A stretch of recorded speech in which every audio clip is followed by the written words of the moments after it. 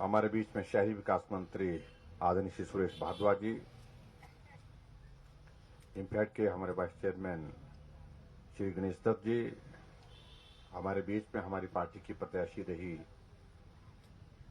श्रीमती विजय ज्योति सिंह जी, सक्षम गुड़िया बोर्ड की अध्यक्षा रूपा शर्मा जी, एपीएमसी के शिमला के हमारे चेयरमैन नरेश शर्मा जी, हमारे बीच में प्रमोद शर्मा जी, मंडल के अध्यक्ष जितेंद्र जी, शिमला शहरी मंडल के अध्यक्ष राजेश शारदा जी, और यहाँ पूर्व में डिप्टी मेयर रहे श्री शैलेंद्र चौहान जी, यहाँ उपस्थित विभागों के सभी अधिकारीगण, एमडी एचआरटीसी, पार्षदगण, पूर्व पार्षदगण, व्यापार मंडल के सभी पदाधिकारी और उपस्थित सभी भाई और बहनों, पत्रकार मित्रों,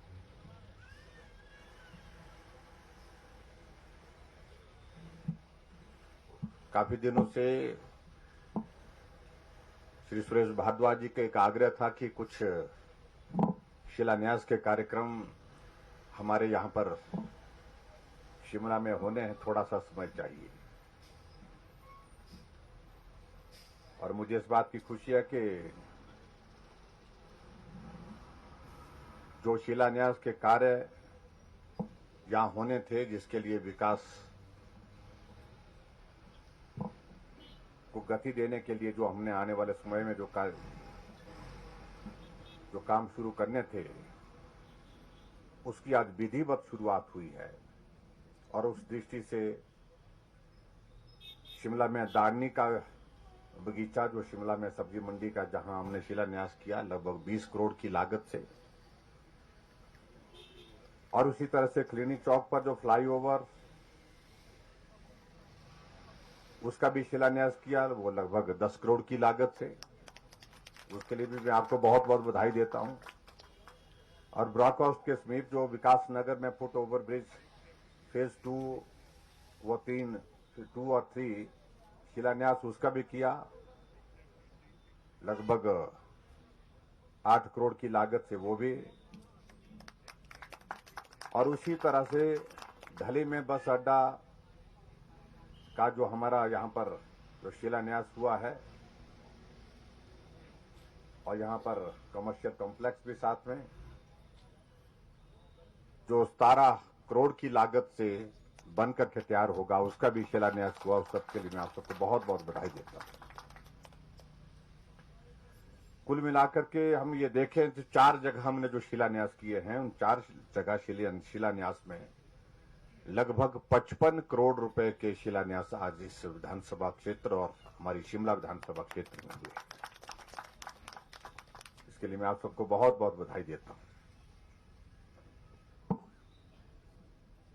जैसा कि भारद्वाज जी कह रहे थे कि शिमला प्रदेश की राजधानी है, और स्वाभाविक रूप से राजधानी के साथ साथ में ये एक इंटरनेशनल टूरिस्ट डेस्टिनेशन भी है।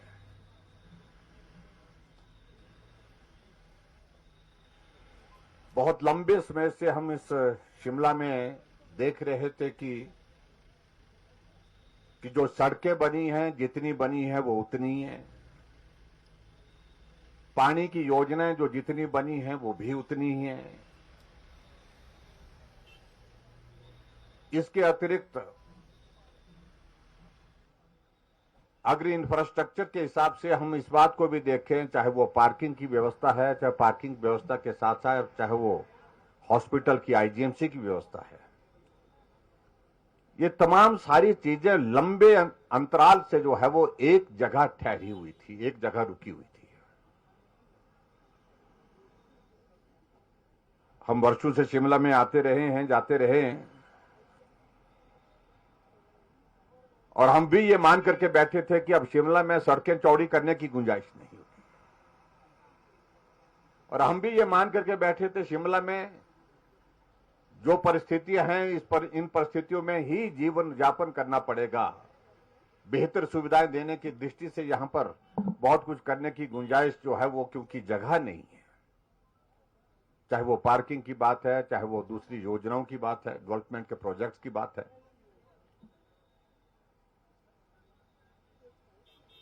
लेकिन आज मुझे इस बात की खुशी है कि हमारी सरकार का 4.5 वर्ष का कार्यकाल जो पूरा हुआ है, हमने बहुत बारीकी से शिमला शहर के अंदर क्या क्या किया जा सकता है,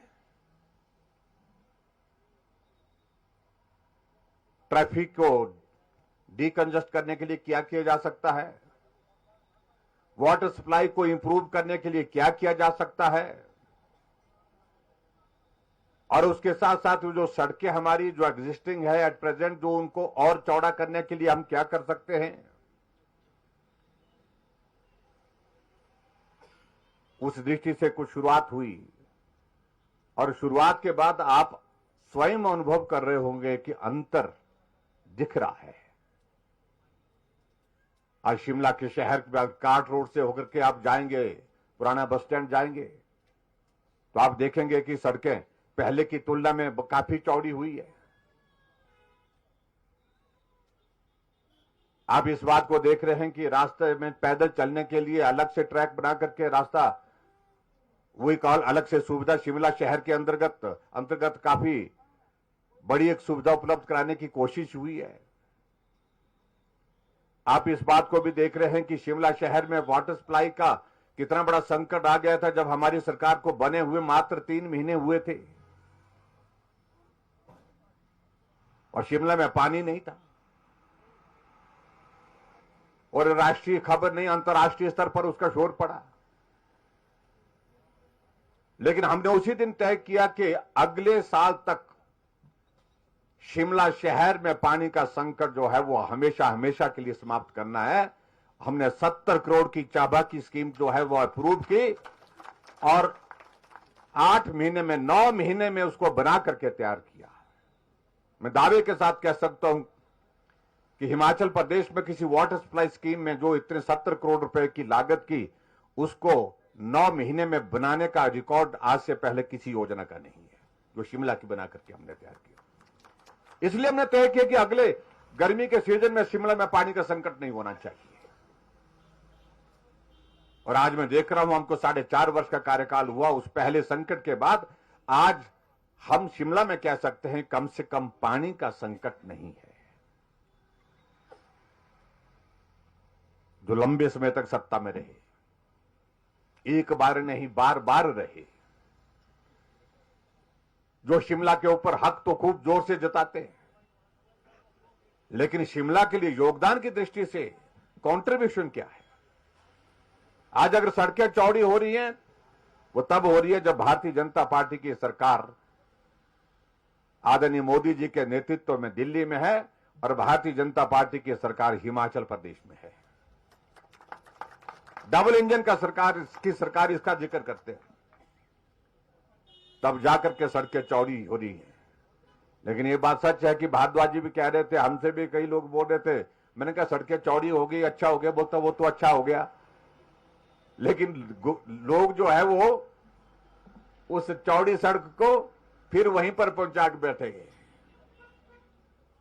उनको लगा कि बहुत अच्छा किया भारद्वाज जी ने, बहुत अच्छा किया भारतीय जनता पार्टी की सरकार ने, हमको गाड़ी खड़ी करने की जगह मिल गई। गाड़ी भी सड़क पर ही खड़ा कर रहे हैं। जहां जहां सड़क चौड़ी की वहां गाड़ी, और जगह से जहां वो आगे पीछे कहीं लगाई होती थी वो सारी की सारी जो है जहां चौड़ी चौड़ी सड़क मिली थोड़ी सी, वहां लगा दी। पुलिस बड़ा चलान कर रहे हैं, परेशान भी हो रहे होंगे लोग, लेकिन लोग भी सच्चे हैं, लोगों को भी क्या दोष दें। लेकिन हमको उसके बावजूद भी थोड़ा सहयोग करना पड़ेगा, ये मैं आप सबसे भी निवेदन करना चाहूंगा। शिमला में अगर आईजीएमसी के हम जो नया हमारा ओपीडी का ब्लॉक है उसको हमने नए सिरे से विचार किया। पहले उसके लिए बजट का प्रावधान बहुत ही कम था। पहले उसमें जो है स्ट्रक्चर का जो प्रोविजन रखा गया था वो बहुत थोड़ा रखा गया था।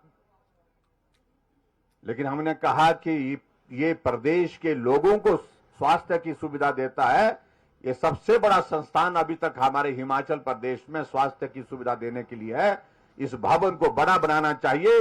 नए सिरे से हमने सारी ड्राइंग बना करके, सारे नए सिरे से उसमें प्रोविजन जोड़ करके ओपीडी के उस भवन का जो है उसको, उसके लिए बजट दिया और बजट देने के बाद उसको पूरा किया। लेकिन हमारे कुछ मित्र तो कहते हैं ये तो पूर्व सरकार ने, ठीक है, पूर्व सरकार ने किसी काम की शुरुआत की थी, उसका भी अभिनंदन है। सरकार हमेशा चलने वाली होती है, चाहे सरकार ये है, चाहे वो है, चाहे कोई है। विकास के कार्य सतत चलने चाहिए, लेकिन सही मायने में इस बात को देखने की आवश्यकता है कि उसमें प्रोविजन क्या थे। उस प्रोविजन से हट करके हमने और प्रोविजन ऐड करने की जरूरत क्यों महसूस की? उसकी वजह यह रहती थी, उन चीजों में बारीकी से जाने की गुंजाइश नहीं होती थी, क्योंकि वो दौर ऐसा था, बहुत ज्यादा सोच विचार करने का दौर नहीं था। जो हो रहा है सहज रूप से हो रहा, सो हो रहा है। और ऐसी एक नहीं अनेक योजनाएं। अब आपके शिमला में हम जो हमारी वाटर सप्लाई स्कीम की जो हमारी योजना, जो बड़ी योजना चल रही है, जिसका हमने शिलान्यास कर दिया, जिसका काम अब शुरू हो गया, टेंडर होकर के उसका काम शुरू हो गया।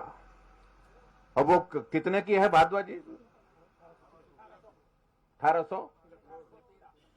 1813 करोड़ रुपए की योजना शिमला की वाटर सप्लाई की है। मैं आपके बीच में कह रहा हूं, जनरेशन के लिए, आने वाले समय में पीढ़ियों के लिए जो है पानी का संकट सदैव के लिए समाप्त होगा।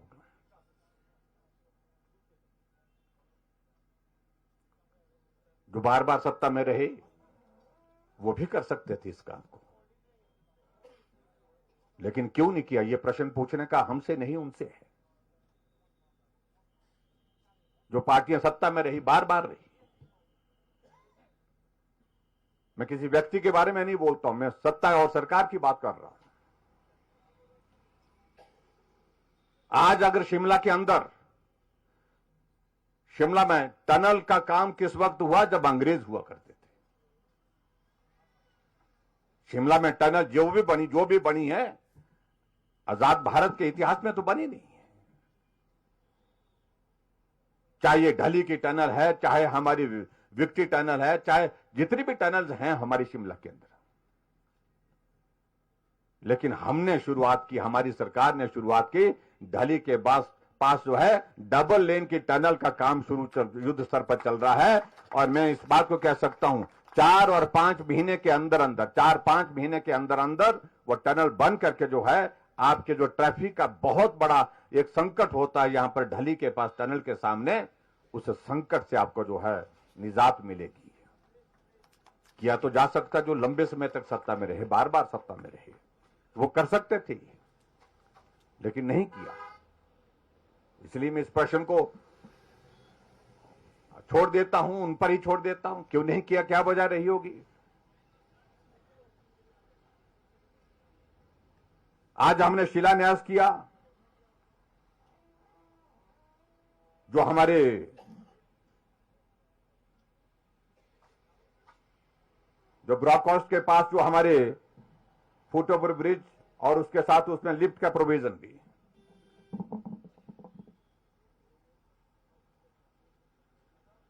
शिमला में लंबे समय से हम इस बात को सोचते रहे थे कि अब बुजुर्ग आदमी को बहुत 10 बार सोचना पड़ता है कि मैं मार्केट के लिए, बाजार के लिए जाऊं कि नहीं जाऊं, क्योंकि जाने का भी संकट और आने का भी संकट, ट्रैफिक की वजह से भी।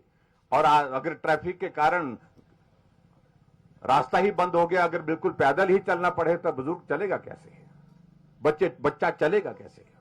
बहुत मुश्किल है।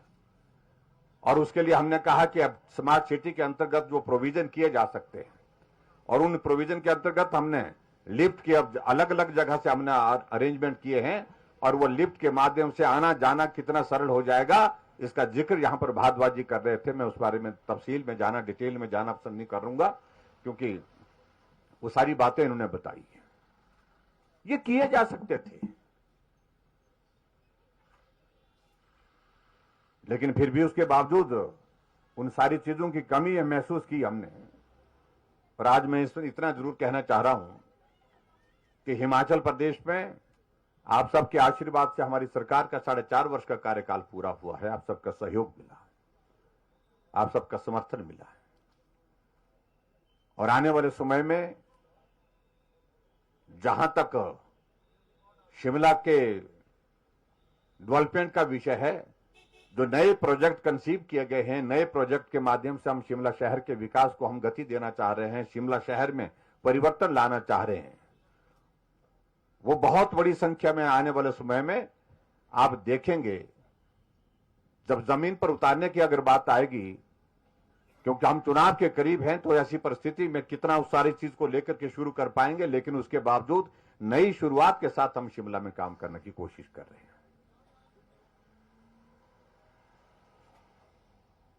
और जहां तक प्रदेश की बात अगर मैं कहूं, हिमाचल प्रदेश में हर क्षेत्र में हमने काम किया है, विकास किया है।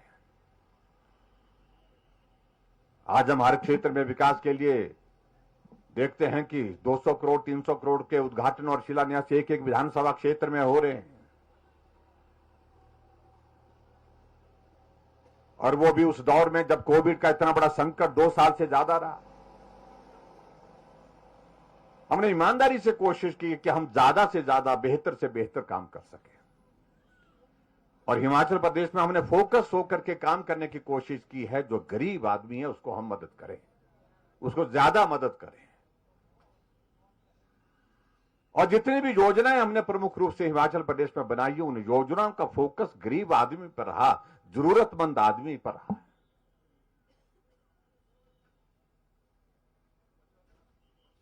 लेकिन विचित्र बात यह है कि जिन बातों का हमने जिक्र किया, जिन योजनाओं का हमने जिक्र किया, जिन योजनाओं को हमने लोगों के लिए समर्पित किया, हमारे विपक्ष के लोग आज ये कहते हैं कि हम सत्ता में आएंगे तो हम ये सब बंद कर देंगे। यानी कि वही मानसिकता, जिस मानसिकता को मैंने 4.5 वर्ष पहले रोका, बदले की भावना के साथ काम करने की जो मानसिकता हमारे विपक्ष के लोगों की जिस प्रकार से हम देख रहे हैं, सही मायने में वो हिमाचल के हित में नहीं है। आप देखते हैं हिमाचल प्रदेश में इस बात को देखते थे कि पूरे के पूरे 5-5 साल इस बात में बीत जाते थे। नेता काम करने के बजाय एक दूसरे के ऊपर मामले दर्ज करने में लगे रहते थे।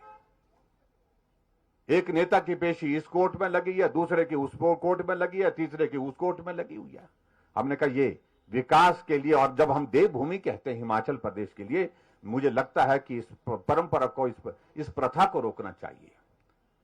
और इसलिए आपने देखा होगा कि पहली कैबिनेट की बैठक में जो निर्णय आमतौर पर सरकार में हुआ करते थे,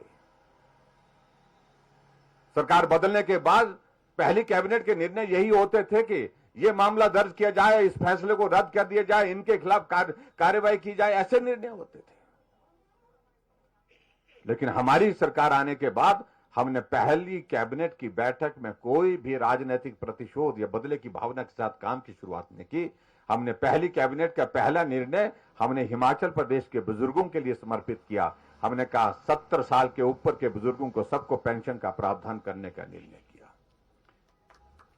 हट करके सोचने की। हमने कहा ये हिमाचल सबका है,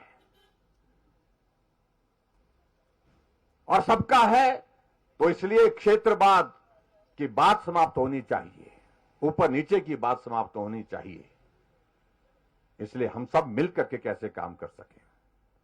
रिवाज यहां पर यह बना हुआ था, जब सरकार बदलती थी टोपियों का रंग बदल जाता था, और शिमला वाले तो बहुत बारीकी से इस चीज को देखते हैं, इसको समझाने की आवश्यकता नहीं है। आज वो पिछले 4.5 वर्षों से उस टोपी की जो राजनीति होती थी उस पर पूर्ण विराम लगाया, इसलिए क्योंकि टोपी हिमाचल की है, वो सबकी है, वो हिमाचल की संस्कृति का प्रतीक है, उसका सम्मान होना चाहिए, उसका राजनीतिकरण नहीं होना चाहिए।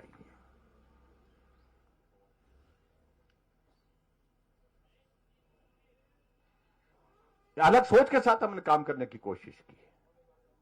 ठीक है, मेरा स्वभाव सरल है, सहज है, और हिमाचल की संस्कृति के मुताबिक है, क्योंकि हिमाचली तो पहाड़ी आदमी तो सीधा और सरल ही होना चाहिए।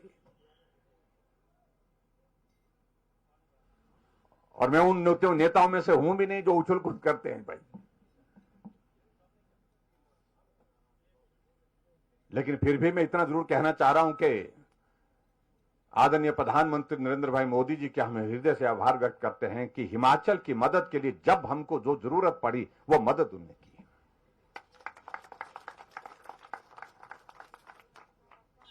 और हिमाचल के साथ उनका रिश्ता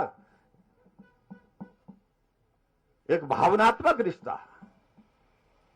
जब भी हिमाचल आते हैं तो कहते हैं कि मैं हिमाचल आया हूं, ऐसा लगता कि मैं अपने घर आया हूं। ये प्रधानमंत्री सभी जगह नहीं बोलते हैं, ये कुछ जगह ही बोला गया है, एक ही जगह बोला गया है, हिमाचल में आकर के बोला गया है। ये हमारा सौभाग्य है। अभी प्रधानमंत्री जी का शिमला के रिज के मैदान पर आना हुआ। 8 साल का उनका प्रधानमंत्री का कार्यकाल पूरा होने पर उन्हें पूरे देश भर में तय किया कि मुझे कहां जाना इस कार्यक्रम के लिए। हमको जब जानकारी मिली, हमने आग्रह किया, निवेदन किया, हाँ आप आइए, हिमाचल आए, हमें बहुत अच्छा लगेगा। उन्होंने तुरंत हाँ कि मैं हिमाचल आऊंगा और शिमला में कार्यक्रम करूंगा। और शिमला आए। और शिमला जब आए, माल रोड में जब प्रवेश किए तो गाड़ियों का काफिला रुक गया।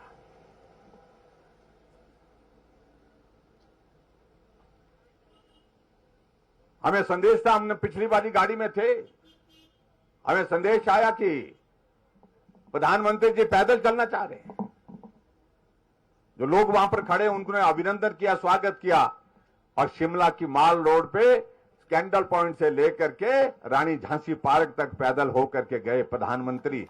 ऐसा पहली बार देखा गया शिमला के माल रोड पर प्रधानमंत्री पैदल चले। लोगों ने भी अभिनंदन किया, स्वागत किया और प्रधानमंत्री जी ने उनका अभिवादन किया। और रिज के मैदान से वो सभा सिर्फ ऐसी सभा नहीं थी जो हिमाचल के लोगों के लिए थी। वो कार्यक्रम इस प्रकार का कार्यक्रम था जहां पूरे देश के मुख्यमंत्री उस कार्यक्रम को सुन रहे थे, ऑनलाइन सुन रहे थे, देख रहे थे। और 700 जिलों में पूरे देश भर में जो है लाइव जो है वो वर्चुअल माध्यम से कनेक्टेड कार्यक्रम था। 17 लाख से ज्यादा लोग उसको सीधा देख रहे थे। ऐतिहासिक कार्यक्रम शिमला का हुआ। फिर प्रधानमंत्री जी ने कहा कि मुझे धर्मशाला आना है, चीफ सेक्रेटरी कॉन्फ्रेंस में आना है। और हमारे लिए सौभाग्य की बात है, धर्मशाला आए और प्रधानमंत्री आए ही नहीं, वहां पर रुके। लेकिन हमारे कांग्रेस के मित्रों को इस बात को लेकर के परेशानी है, प्रधानमंत्री आ रहे हैं, बार बार आ रहे हैं, क्यों आ रहे हैं? हमने कहा तुमको क्या परेशानी है? बोलते परेशानी तो कुछ नहीं है, लेकिन बार बार नहीं आना चाहिए। बोलते क्यों नहीं आना चाहिए प्रधानमंत्री जी को बार बार? जिस प्रदेश को प्रधानमंत्री कहते हैं कि जहां मेरा ऐसा लगता है कि मैंने जिंदगी का जहां बहुत सारा वक्त गुजारा है और जहां मैं जाता हूं हिमाचल प्रदेश में जब भी, तो ऐसा लगता है कि मैं अपने घर में आया हूं। इस तरह का भाव व्यक्त करते हैं प्रधानमंत्री जी। तो सीधा सा हमको इस बात को समझना चाहिए कि हिमाचल के प्रति उनके दिल में कितना स्नेह है। फिर बोलते कि भाई आए तो आए, लेकिन दिया कुछ नहीं। बोलते क्या देने को रहा? हिमाचल प्रदेश के लिए हमने 200 करोड़ रुपए मांगे थे, 800 करोड़ रुपए स्पेशल असिस्टेंस के रूप में हिमाचल प्रदेश को प्रधानमंत्री जी ने दिए। All India medical institute Himachal Pradesh को दिया गया, बिलासपुर में बन करके तैयार हो रहा है और इसी महीने के अंत तक उसका उद्घाटन होने वाला है। अटल टनल रोहतांग 3,500 करोड़ रुपए की लागत से, जिसको बीआरओ ने कहा था कि ये 2024 में बन करके तैयार होगी, प्रधानमंत्री जी ने कहा कि नहीं, इसको जल्दी करना है। और मुझे कहा, व्यक्तिगत रूप से कहा कि जो भी सहयोग करने की आवश्यकता पड़े, हम चाहते हैं ये टनल जल्दी बने। 2024 में जो टनल बनने वाली थी उसको 2020 3 अक्टूबर 2020 को उद्घाटन करके समर्पित किया।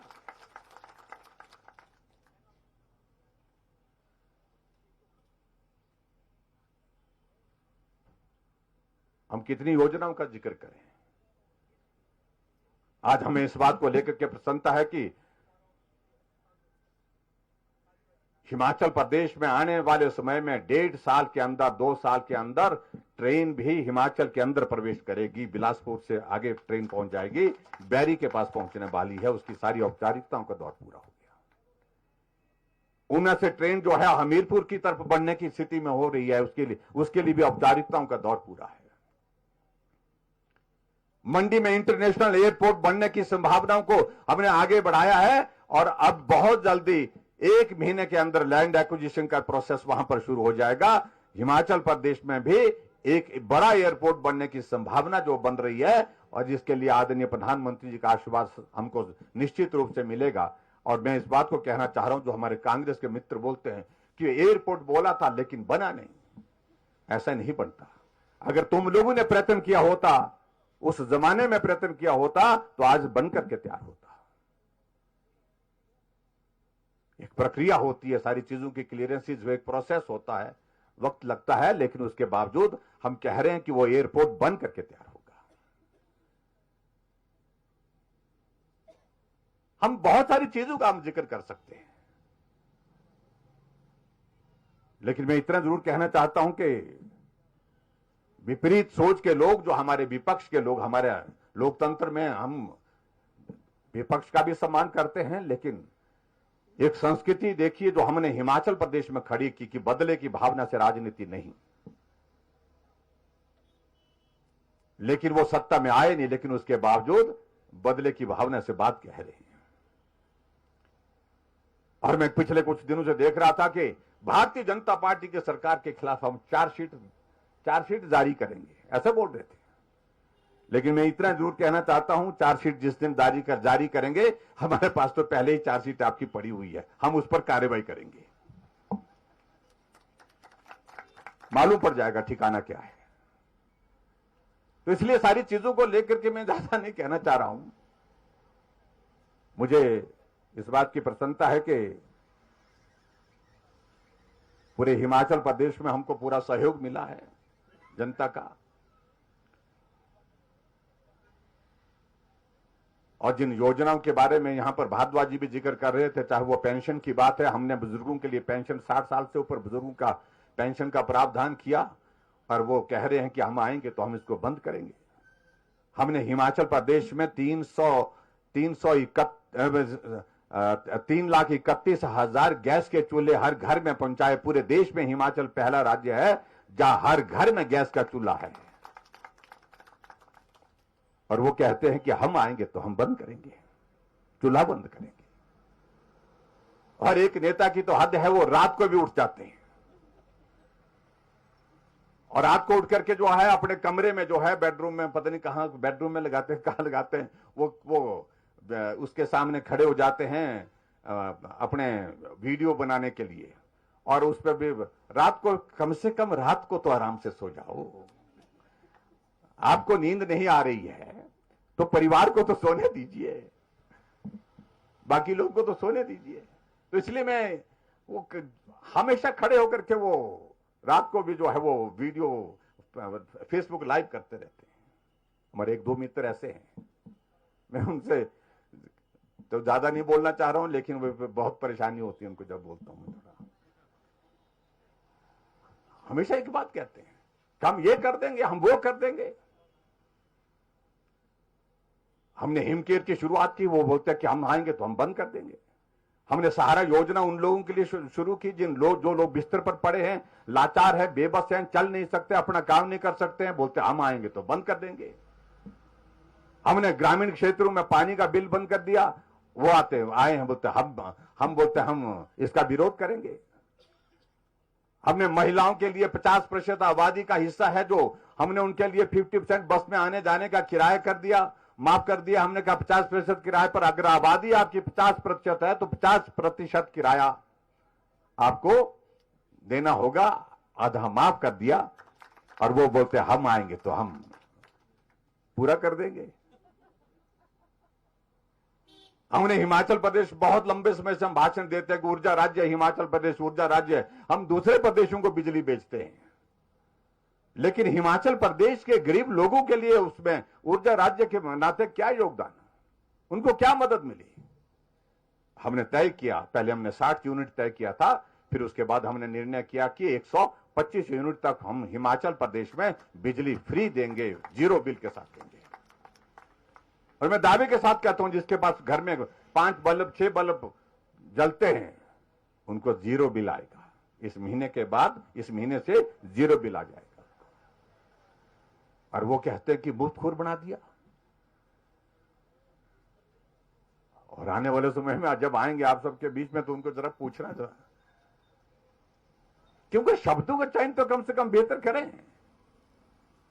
तो इन सारी चीजों को लेकर के मैं बहुत लंबी बात नहीं कहना चाह रहा हूं, लेकिन मुझे इस बात की खुशी है कि हम आगे बढ़ रहे हैं। और यहां शिमला में हमने तय किया है कि बहुत जल्दी हम 20 इलेक्ट्रिक बसेस जो है और ऐड करने वाले हैं, ताकि शिमला शहर में जो है आने जाने की सुविधा और बेहतर ढंग से मिल सके। और उसी तरह से हमारा प्रदेश का जो दूसरा स्मार्ट सिटी है धर्मशाला, वहां के लिए भी 15 बसेज और एडिशन करने जा रहे हैं।